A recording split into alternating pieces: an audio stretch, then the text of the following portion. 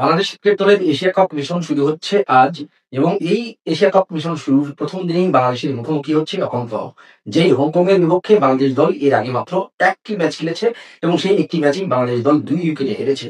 সেটি ২০১৪ সালের টি-টোয়েন্টি বিশ্বকাপে ২ দলের দেখা হয়েছিল। নিজেদের মাঠে অর্থাৎ চট্টগ্রামে কিন্তু বাংলাদেশ দল হেরেছিল হংকং এর কাছে। সেই ঐতিহাসিক জয়ের ম্যাচে যে যারা খেলেছিলেন হংকং এর হয়ে তার মধ্যে মাত্র বাবা হায়াত ও লিয়াকত খান এই দুজন টিকে রয়েছেন বর্তমান দলে। আর বর্তমানে হংকং এর যে অবস্থা তারা কিন্তু সেই আগে যে যেরকম দল ছিল তার তুলনায় কিন্তু খুব বেশি উন্নতি করতে পারেনি। আর বাংলাদেশ দল কিন্তু গিয়েছে এই ১১ বছরে। তবে মাঝে, মাঝেই কিন্তু বাংলাদেশ দলকে আমরা দেখেছি খুব নিচু সারির দলের কাছে বাংলাদেশ দলকে হারতে। সেটি কিন্তু আমরা সবসময় খেয়াল করেছি এবং সেই কারণে কিন্তু যুক্তরাষ্ট্রের কাছে বাংলাদেশ দল হেরেছে, সম্প্রতি কিন্তু আরব আমিরাতের কাছে হেরেছে।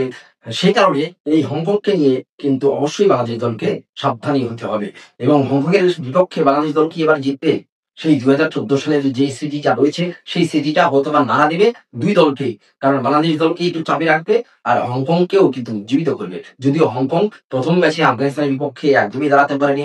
আবুধাবিতেই খেলা হয়েছিল এবং আবুধাবিতে বাংলাদেশ সময় অনুসারে রাত ৮:৩০ টার দিকে কিন্তু ম্যাচটি মাঠে গড়াবে বাংলাদেশ এবং হংকং এর এবং এই ম্যাচটিতে কিন্তু আশা করা যাচ্ছে যে হাই স্কোরিং একটি উইকেট থাকবে। কারণ হচ্ছে আগের ম্যাচটিতে আমরা দেখেছি যে আবুধাবিতে সাধারণত টিপিক্যালি যে ধরনের বল নিচু হয়ে আসা কিংবা স্ট্রোক খেলার জন্য একটু কঠিন হয়ে থাকে সেরকম কিন্তু আমরা দেখতে পাইনি।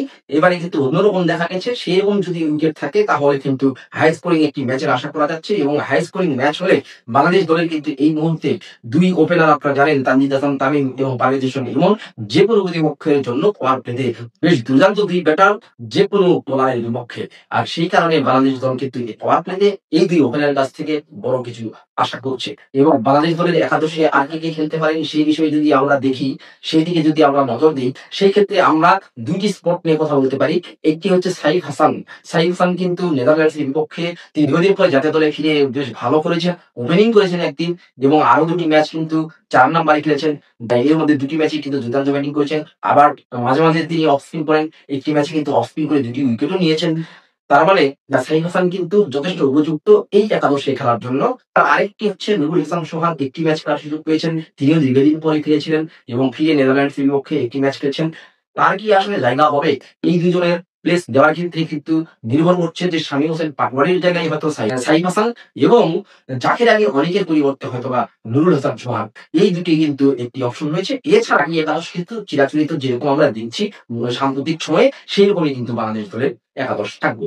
পারভেজ হোসেন ইমন, তানজিদ হাসান তামিম, অধিনায়ক লিটন কুমার দাস, তাওহিদ হৃদয়, শামীম হোসেন পাটোয়ারি, জাকের আলী অনেক, শেখ মেহেদী হাসান। আর আরেকটি ব্যাপার হচ্ছে যে আরেকজন স্পিনার কে খেলবেন? সেটি লেগ স্পিনার রিশাদ হোসেন নাকি নাসিম আহমেদ? আমার মনে হয় যে নাসিম আহমেদকে খেলানো এই আবুধাবির উইকেটে বেশি কার্যকর হবে। দেখা যাক টিম ম্যানেজমেন্ট কি ভাবছে, নাসিম আহমেদই খেলবেন নাকি রিশাদ হোসেন খেলবেন সেটি পরের বিষয়। এরপরে যে ৩ জন খেলবেন সেই ৩ জন কিন্তু পেসার। এর মধ্যে মুস্তাফিজুর রহমান ও তাসকিন আহমেদ তো অবশ্যই খেলবেন। আরেকজন যিনি খেলবেন তিনি তানজিম হাসান সাকিব অথবা মোহাম্মদ সাইফুদ্দিন। এর মধ্যে আমার মনে হয় যে তানজিম হাসান সাকিব এগিয়ে থাকবেন। কারণ ডেথ ওভারে তিনি কিন্তু বেশ ভালো করে থাকেন। মোহাম্মদ সাইফুদ্দিনের কিন্তু ডেথ ওভারের বোলিং এর ক্ষেত্রে কিছুটা বাজে ইতিহাস রয়েছে। যার কারণে হয়তোবা সাইফুদ্দিনকে বসে থাকতে হতে পারে। তো এই হলো বাংলাদেশ দলের একাদশ এবং হংকং এর বিপক্ষে আমার মনে হয় যে বাংলাদেশ দল বর্তমানে যে ফর্মে রয়েছে ঘরের মাটিতে পাকিস্তানের বিপক্ষে জিতেছে টি-টোয়েন্টি সিরিজ, তারপরে নেদারল্যান্ডসের বিপক্ষে জিতেছে। তার আগে কিন্তু শ্রীলঙ্কা সফরে গিয়ে শ্রীলঙ্কার বিপক্ষে প্রথমবারের মতো টি-টোয়েন্টি সিরিজ জিতেছে। তার মানে একটি ফ্লোতে কিন্তু বাংলাদেশ দল রয়েছে এবং বাংলাদেশ দল সবসময় একটি ফ্লোতে চলা দল। যখন ফ্লো থাকে তখন কিন্তু দুর্দান্ত খেলে থাকে এই দলটি। তো আমার মনে হয় যে এখন একটি ফ্লো রয়েছে। এই ফ্লোটা যদি ধরে রাখতে পারে বাংলাদেশ দল তাহলে কিন্তু হংকং এর বিপক্ষে অনায়াসে একটি জয় আশা করা যাচ্ছে এবং আমার মনে হয় যে বাংলাদেশ দল খুব ভালো একটি জয় নিয়ে এবারে এশিয়া কাপ শুরু করবে। দেখা যাক শেষ পর্যন্ত কি হয়। ধন্যবাদ সবাইকে।